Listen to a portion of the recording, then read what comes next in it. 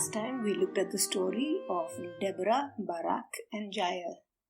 We saw how Israel won a tremendous victory, a victory in which a single tent peg, probably made of iron, overturned 900 chariots of iron. But we also saw how the judge, or at least one of the judges, Barak, wasn't quite the judge-deliverer that his predecessor Ehud was. Fellow was a little bit reluctant, wasn't he? And that was the reason why the prize of war didn't go to him. Today's judge is even more reluctant than Barak was. And that's why this episode is titled The Judge Who Wouldn't Budge.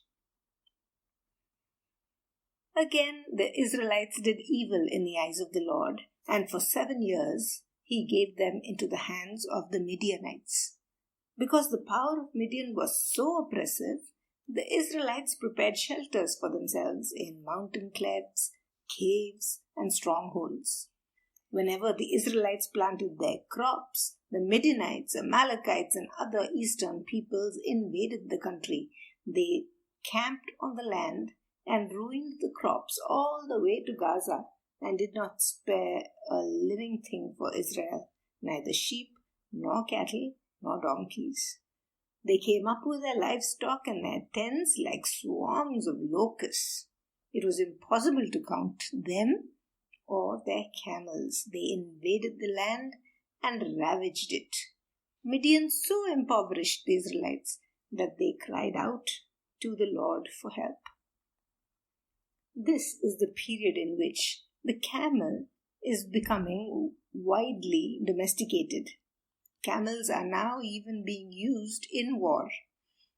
If in the previous story Israel had seen a new technology that it could not counter, the technology of iron, now this time it sees yet another strategy in war, a weapon, the weapon being camels, and Israel has no way to counter the camels on which these desert tribes ride out from the southeastern desert and into Israel to ravage the land exactly at the time of each harvest. Israel now again cries out to the Lord for help, and who does God raise up?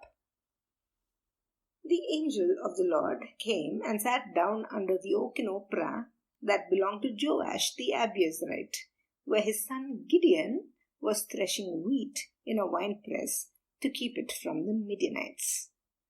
Enter the hero, Gideon, and what is he doing when we first catch sight of him? He is threshing wheat in a winepress.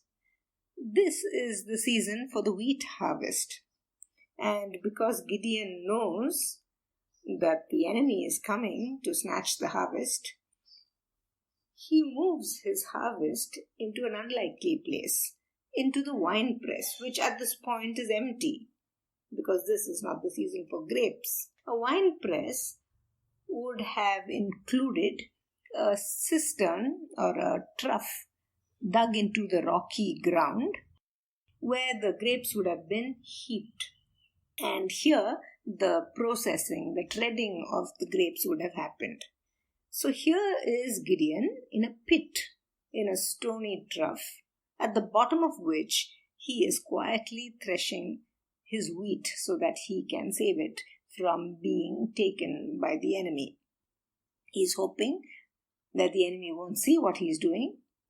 And here is an activity that would normally have taken place on a hill slope, out in the open, so that the breeze could help to clean out the threshed wheat as it was winnowed. But here is Gideon in hiding, doing what he needs to do to keep his produce safe. And just then, the angel of the Lord appeared to Gideon, and he said, "The Lord is with you, mighty warrior."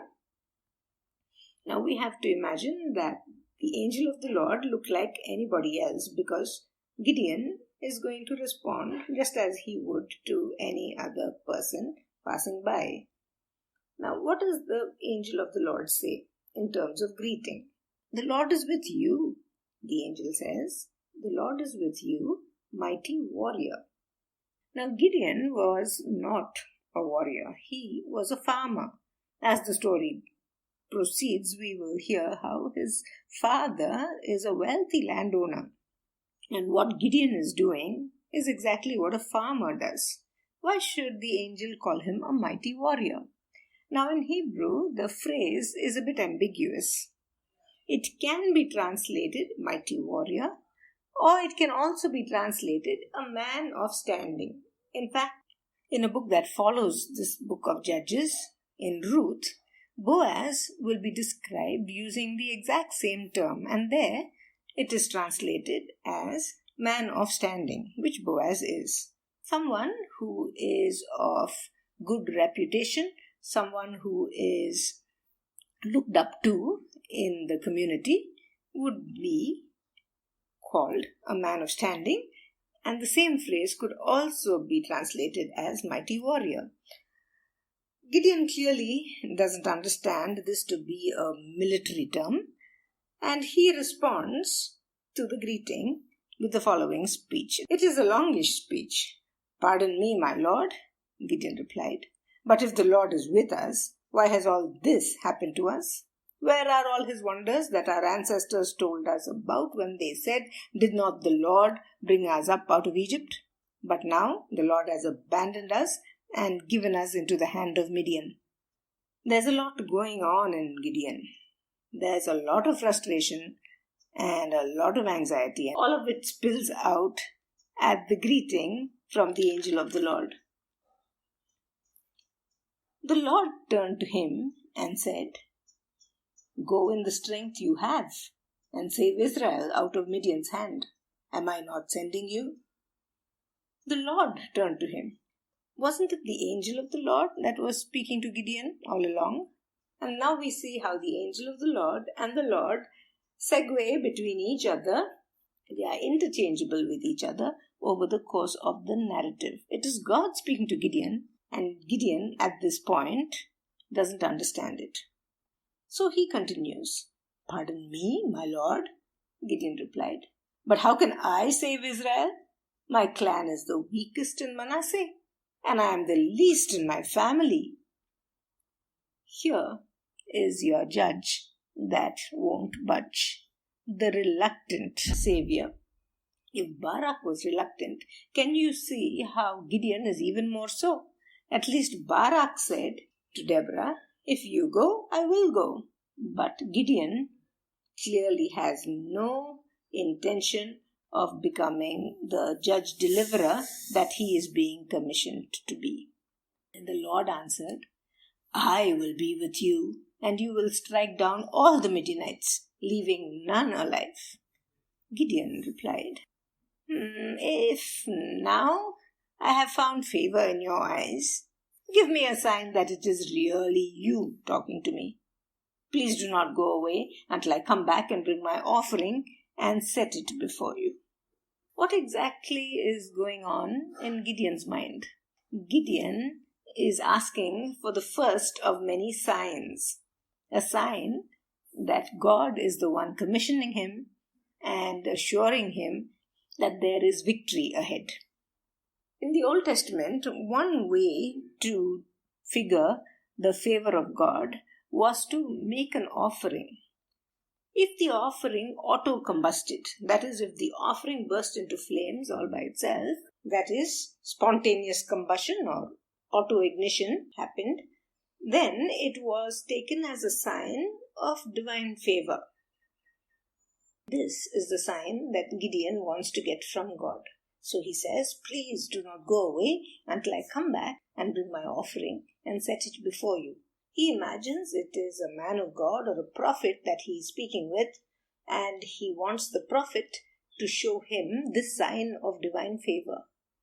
And the Lord said, through the angel of the Lord, who looked very much like any other human, the Lord said, "I will wait until you return." Gideon went inside, prepared a young goat, and from an ephah of flour he made bread without yeast. putting the meat in a basket and its broth in a pot. He brought them out and offered them to him under the oak. Now this is a huge offering. We mentioned earlier that Gideon was a man of substance. He was a wealthy man. And look at what he does when he needs to bring an offering before God. A choice animal, 22 liters of flour with which he makes bread, and then a drink offering. He offered these to God under the oak. The angel of God said to him, "Take the meat and the unleavened bread, place them on this rock, and pour out the broth." Gideon did so.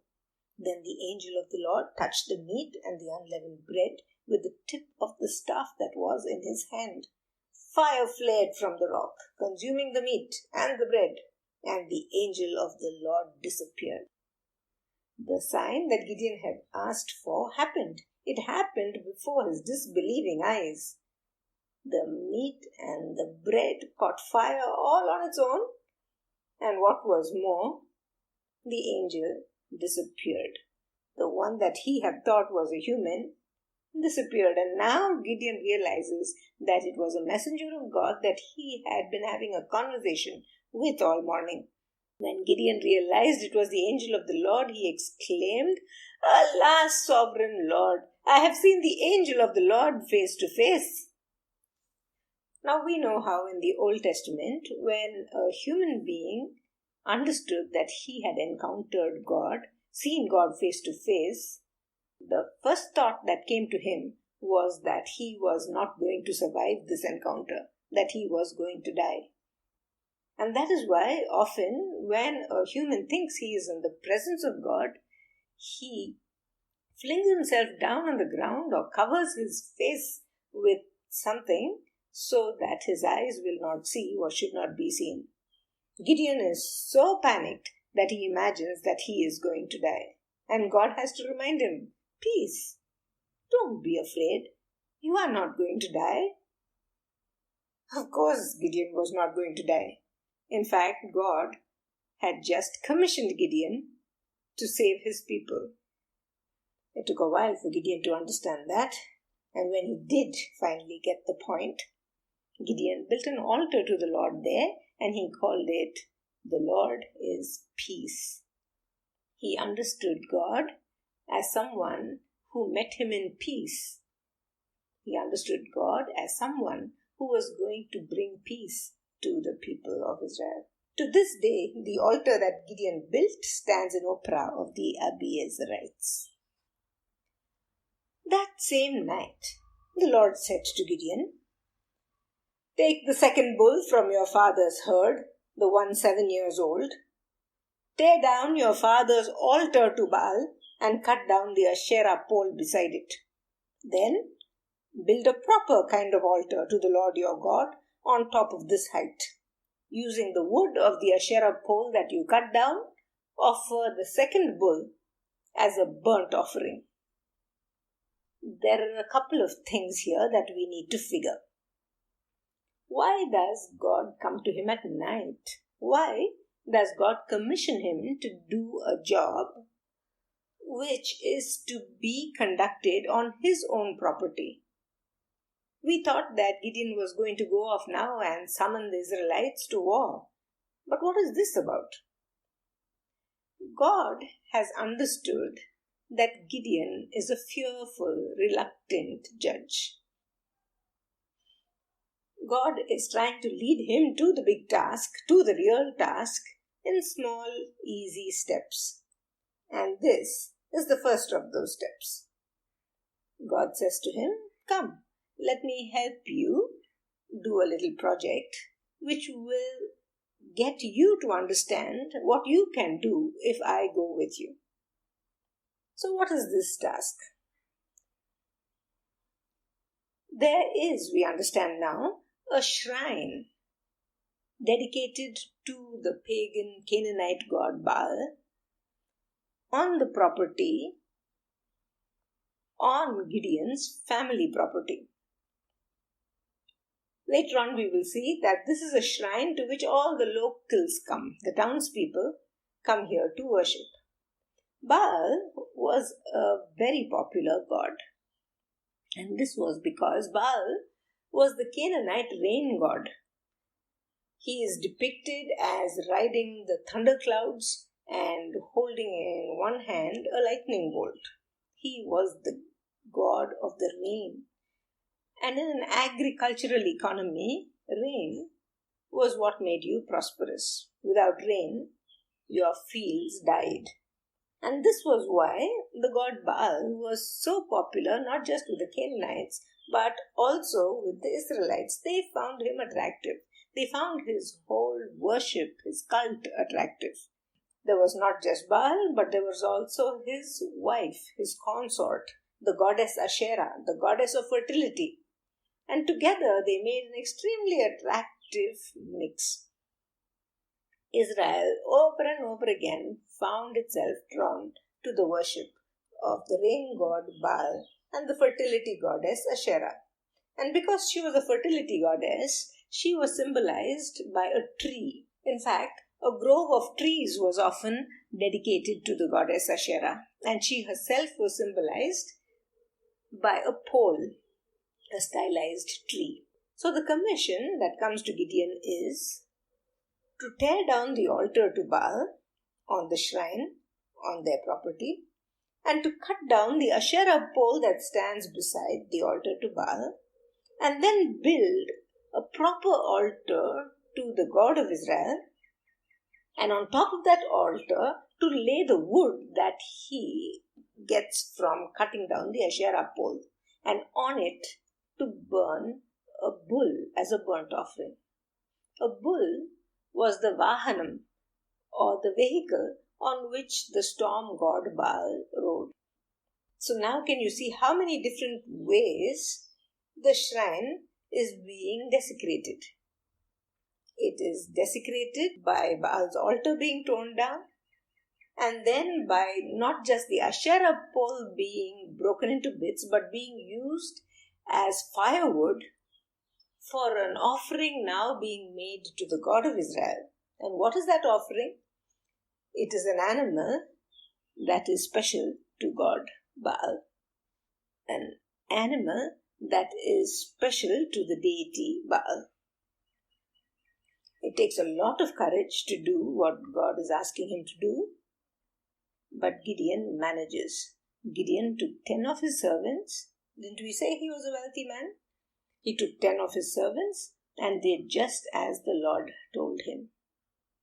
And he does this under cover of darkness, and it is his first lesson in being a judge-deliverer.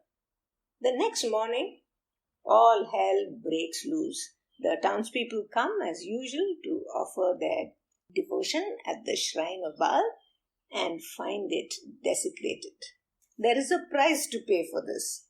The townspeople gather in a great large number around the home of Gideon, having somehow figured that he is the one who has done this. "Bring out your son, he must die," they cry. But Gideon's father Joash steps in and somehow manages to pacify the hostile crowd, and it disperses grumbling, but Gideon is safe. Now Gideon moves on to the big thing, the task for which he has been commissioned, and that is to deliver Israel from the coalition of Midianites and Amalekites and other eastern peoples. Now they had all joined forces and crossed over the Jordan and camped in the valley of Jezreel. Then the Spirit of the Lord came on Gideon, and he blew a trumpet, summoning the Abiezrites to follow him. He sent messengers throughout Manasseh, calling them to arms, and also into Asher, Zebulun, and Naphtali, so that they too went up to meet them. Gideon is now in battle mode. He has mustered his forces. And you imagine that the next bit will tell you how he went off to fight a great and wonderful victory. Not so. Gideon says something to God. Gideon has a request of God. "If you will save Israel by my hand as you have promised, look, I will place a wool fleece on the threshing floor. If there is dew only on the fleece and all the ground is dry, then I know that you will save Israel by my hand, as you said." And that is what happened. Gideon rose early the next day, squeezed the fleece, and wrung out the dew, and a bowl full of water was what he got. This is the second of the signs that Gideon asks for. Now, a threshing floor where you would thresh out the newly harvested grain would have to be a hard surface. It could have been made out of hardened mud, caked mud that had been beaten down, or it could even have been made of stone. A fleece is what you get when you shear a sheep. And so now when Gideon says he would like the night dew to fall only on the fleece and not on the ground, can you see there's a flaw here? Over the course of the night, of course, the dew is going to fall on both the floor and on the fleece. But towards morning, as temperature begins to rise, the water will evaporate from the hard stone or mud surface, leaving only the fleece wet. So it really wouldn't be a miracle, would it, if Gideon the next morning is able to squeeze the fleece and wring out a bowl full of water? Not really a miracle. I think it's at this point, the next morning, that Gideon beats himself on his forehead and says, "Cha! I should have asked for it the other way round."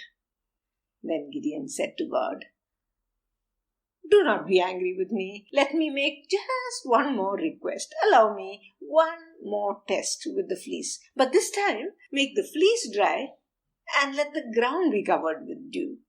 You see, now he's got it right.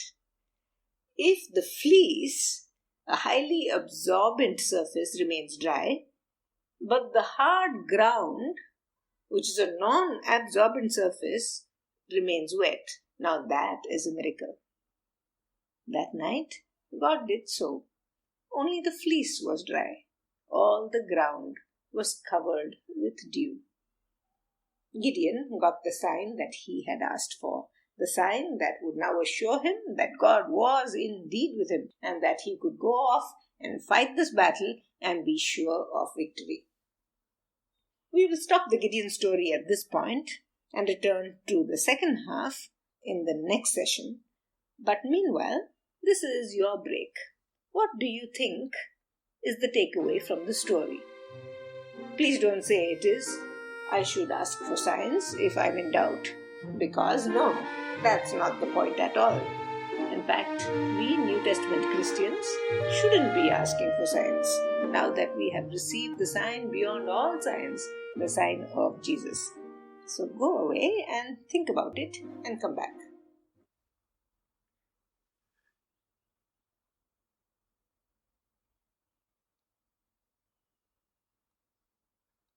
The takeaway that I get from this part of the Gideon story is that God is patient.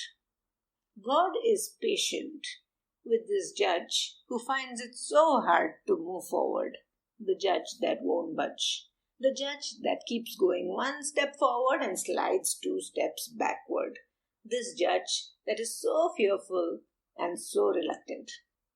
God's patience is summed up in his response to Gideon's request for his first sign. God says, "I will wait until you return." This is the patience of God, a God who understands that we can get very fearful, that we can get very nervous and anxious when he commissions us to do tasks.